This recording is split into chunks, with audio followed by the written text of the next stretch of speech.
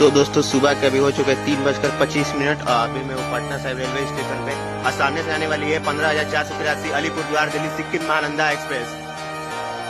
Still हॉकिंग सुन लीजिए।